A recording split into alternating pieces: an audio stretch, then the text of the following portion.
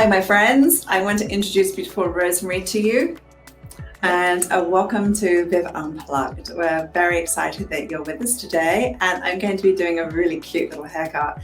It's sort of based on a French bob, and it's very soft and flirty, and we're going to be using the razor because Rosemary's hair is very expansive. And how would you describe your hair, Rosemary?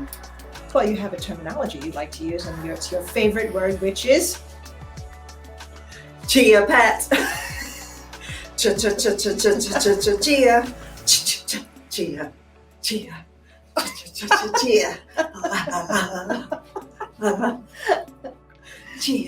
Chia.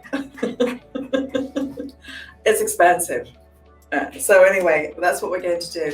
Let's just talk about some really important things here regarding face shape.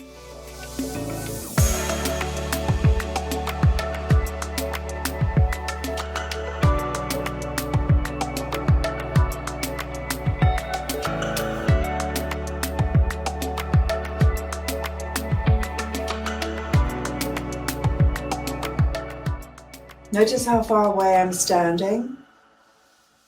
I've always jokingly said I was related to an orangutan, and standing further away allows me to see shape.